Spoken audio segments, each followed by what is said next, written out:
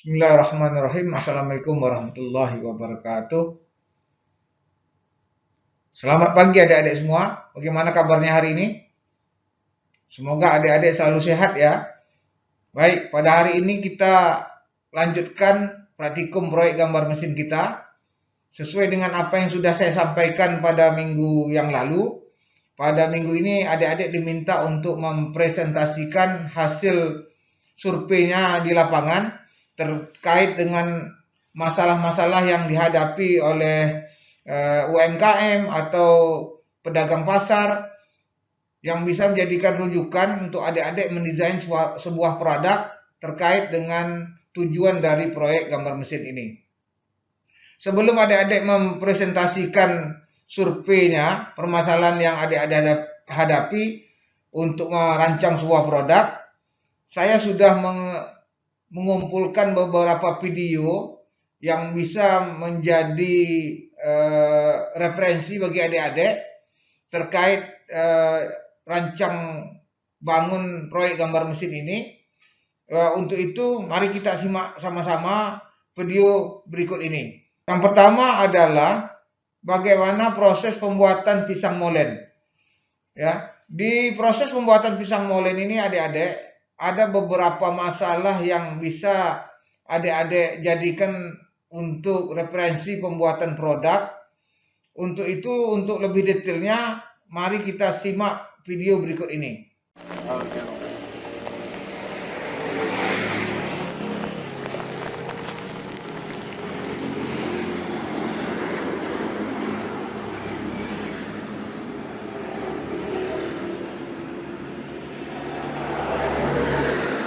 Berarti abang udah setahun ini bang ya? Udah setahun lebih bang. Tetap di sini aja bang? Tetap. Kalau selama corona ini bang gimana bang? Ya kalau selama corona ini kurang lah pendapatan kita tuh kan, istilahnya orang pun kurang belanja gitu kan, jadi kurang lah pendapatan. Berarti dia CN halus ya bang ya? Iya.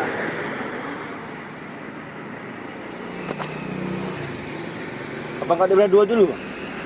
Enggak. Enggak langsung ya? Nah, langsung aja.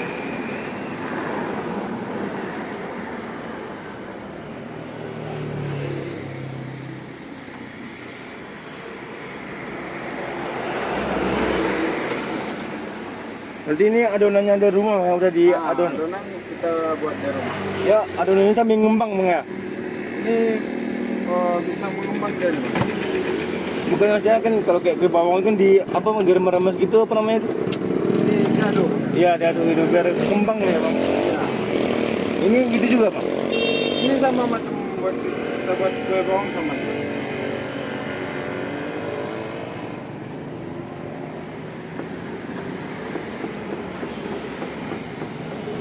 Masih dengan manual ya bang ya? Iya masih.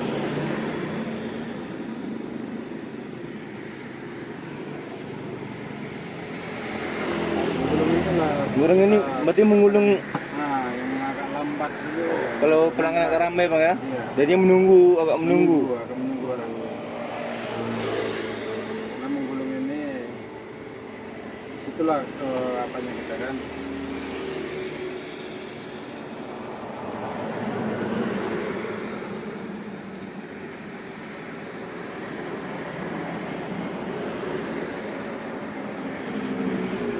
Berarti abang sendiri aja jualan semua? Enggak, kita ada 3 cabang. 3 cabang. Nah, Itu punya abang? enggak, kita ada toke. Oh. Nah, kita ada tokenya. Jadi kita buka 3 cabang di Pramuka, Dakwah, sama Umban Sari. Sari. Iya. Pusatnya di mana bang? Kita ada di Dakwah, ini kan? Enggak Di pusat. Pramuka. Berarti sama aja ada bang semua? Sama. Oh sama. Oh. Sama. Pramuka sama Umban Sari.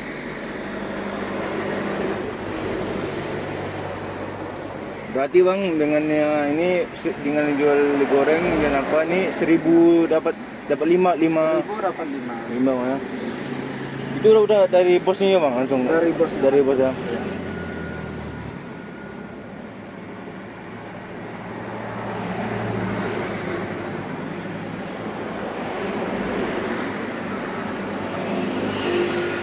Berarti ini emang membuat lama tuh Bang ya? Ya, menggulung ini kita buat lama tuh.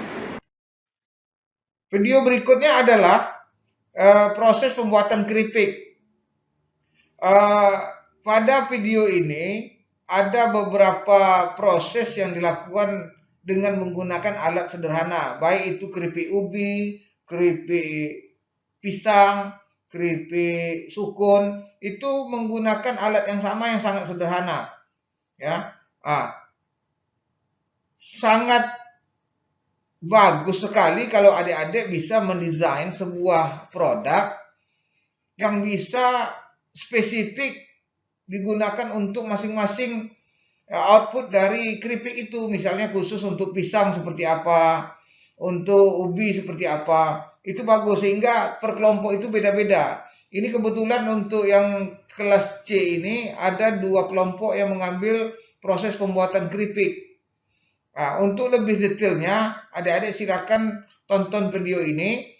Ya, tapi ada beberapa referensi juga. Itu alat untuk membuat keripik itu sudah menggunakan tidak manual seperti yang ada di video ini, sudah menggunakan sistem mekanik yang agak modern, sehingga hasilnya lebih lebih banyak hasilnya, ya, produktivitasnya lebih tinggi dibanding yang manual yang ada di video ini.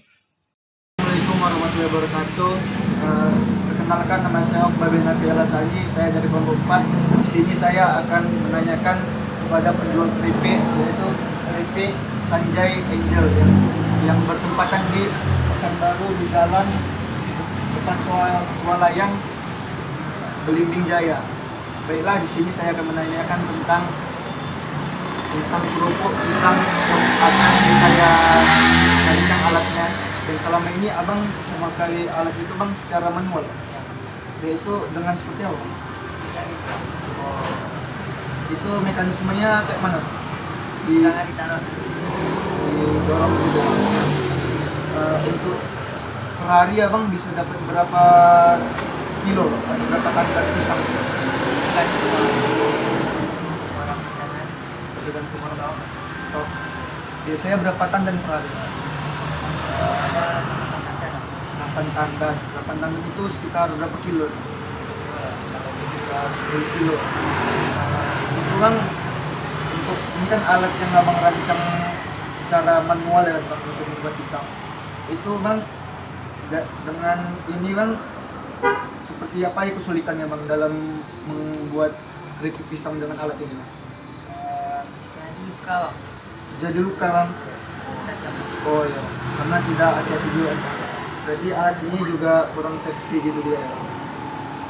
Untuk ini bang, apalagi kekurangannya bang? Alat apa? Iya. Supaya buka pisangnya bang.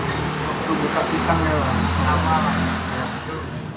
Untuk alat ini bang, dengan 8 tangan itu abang bisa berapa jam memotongnya itu? Dan 6 jam bang. 6 jam 8 tandan. Berarti dalam 8 jam itu abang sudah dapat 10 kilo ya. Baiklah, di sini saya sudah mewawancarai dengan abang penjual keripik, yaitu keripik Sanjay Angel yang berada di Jalan Belimbing Jaya di Pekanbaru. Di sini saya dapat menyimpulkan bahwa dengan ini penjual keripik ini dengan alat manual ini sangat, pertama kurang safety, yang kedua memerlukan waktu yang lama, dan yang ketiga sangat kurang efisien dengan waktu dan sangat menguras tenaga. Dan nanti di sini saya akan berencana membuat alat memotong pisang otomatis. Yang tidak kalah pentingnya lagi adalah proses pembuatan ubi ganepo. Ya, proses pembuatan ubi ganepo ini sangat manual, sehingga hasil yang diharapkan itu tidak sama ukurannya, lalu sangat dibutuhkan tenaga yang ekstra. Kalau kita lihat dari permasalahan yang dihadapi oleh ibu-ibu di video ini, bahwa hasil yang diharapkan itu tidak lebih dari 10 kilo per 1,5 jam. Nah, alangkah baiknya kalau adik-adik bisa merancang sebuah produk, itu bisa menggantikan tenaga manusia, sehingga produktivitasnya lebih tinggi dan hasilnya juga bisa lebih seragam. Nah, itu yang diharapkan. Untuk lebih detailnya seperti apa proses pembuatan ubi ganepo ini, adik-adik bisa simak video berikut ini. Assalamualaikum warahmatullahi wabarakatuh. Waalaikumsalam warahmatullahi wabarakatuh. Selamat siang, Bu. Ya, Kalau boleh tahu dengan Ibu siapa? Kabariani, Ibu Bu Reni. Bu Reni, Bu ya. Jadi kan Ibu punya usaha pernah membuat ganepo ya, Bu ya. Ya, Kalau boleh tahu sudah berapa lama Ibu mulai membuat ganepo, Bu? udah sekitar 5 tahun. 5 tahun ya, Bu. Biasanya kalau untuk buat ganepo ubinya dipilih atau gimana, Bu? Dipilih. Dan kesulitannya gimana, Bu? Kadang-kadang ubi itu kadang dapatnya yang keras, kadang terlampau 5 kali. Sulit milih ubinya. Pembuatannya masih manual ya, Bu? Masih manual. Sejauh ini belum ada menggunakan mesin. Belum. Lalu biasanya dalam satu hari berapa kilogram ubi yang Ibu produksi? Di atas 10 kilo. Dan untuk keuntungan kira-kira berapa dalam satu hari, Bu? Dalam satu kali produksi? Kalau 10 kilo keuntungannya sekitar 30.000 lah. Kalau 10 kilo 10 kilo ya, Bu. Untuk penjualannya dipasarkan di mana gitu, Bu? Dijual di mana? masukkan ke warung-warung.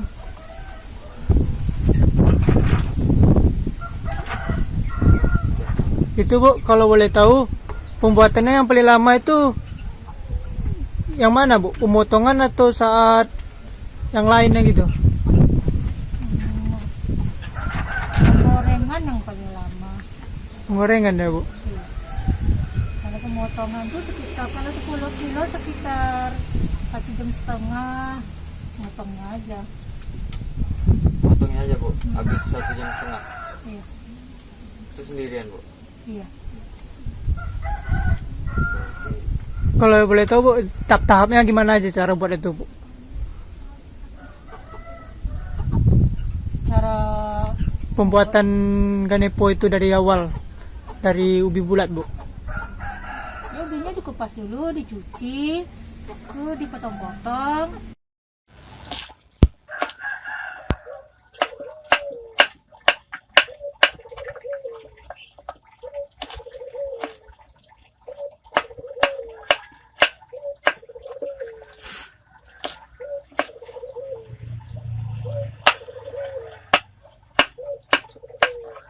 Video berikutnya adalah proses pemerasan jeruk.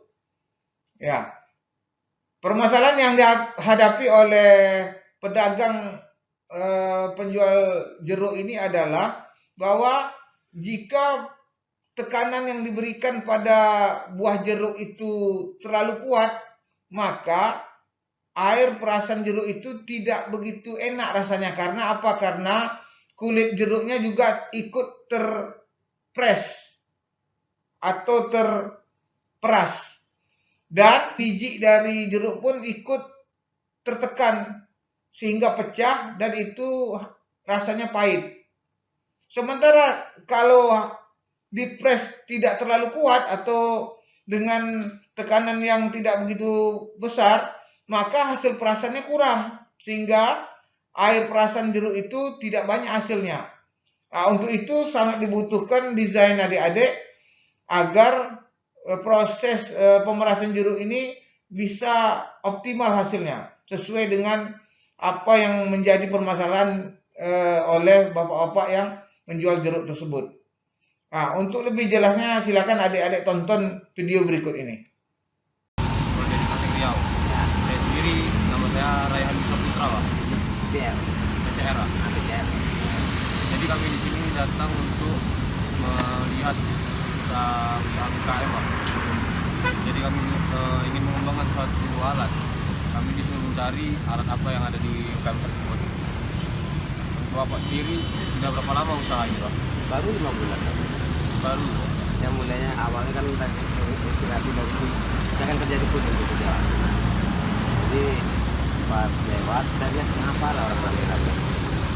Jadi saya penasaran maksud saya bang ini cuman harganya nggak logika kan. Saya tanya sama bapak tuh, Pak dengan jual segini ada nggak untungnya? Pakai perhatian aja lah bang bilangnya. Kalau nggak ada untung apa saya jual. Kalau kita jual mahal,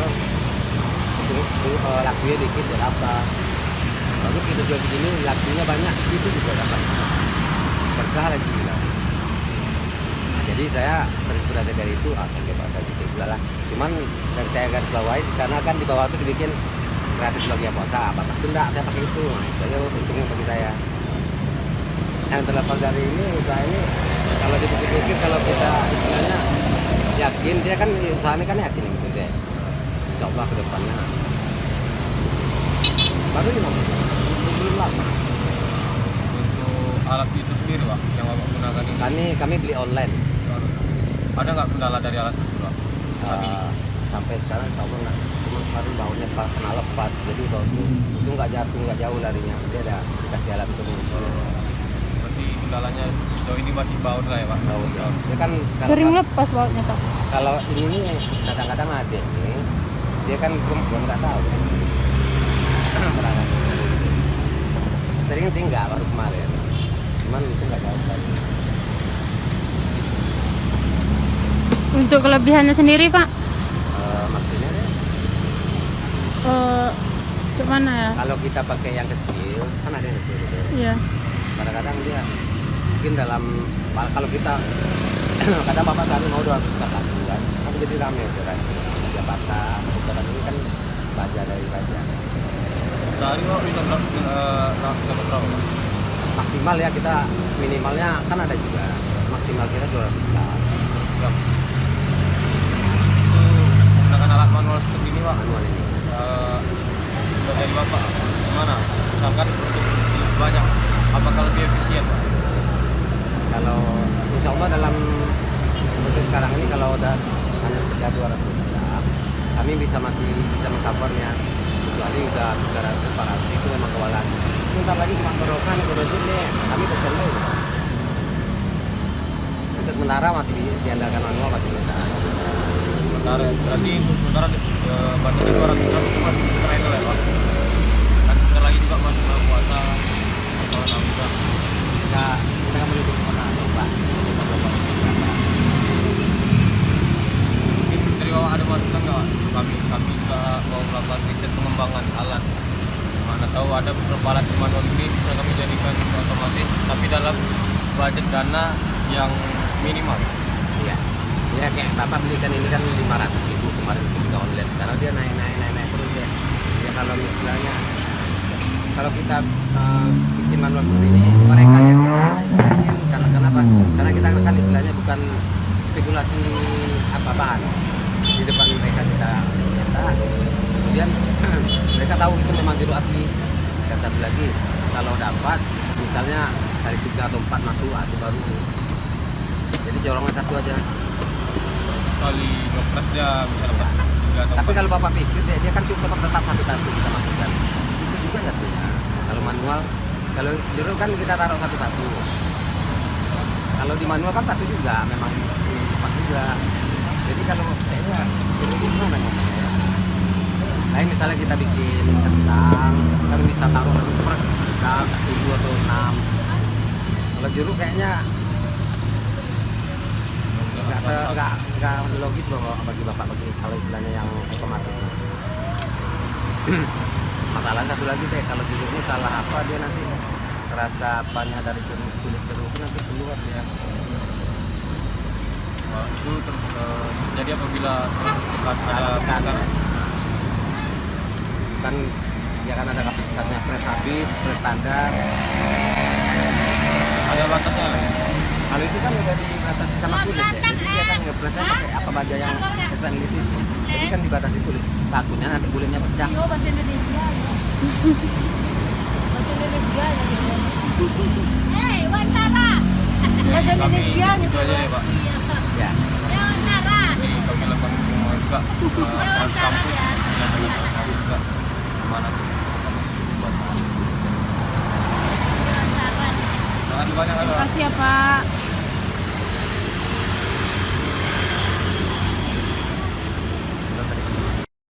Baiklah, adik-adik semua, itulah video-video hasil survei yang sudah adik-adik lakukan dari beberapa kelompok yang sudah mengirimkan ke saya. Ya, silakan nanti adik-adik presentasikan kembali masing-masing kelompok. Yang kelompok lain silakan menanggapinya, memberikan masukan. Saya rasa cukup dari saya, adik-adik ya. Sekian dulu. Terima kasih adik-adik.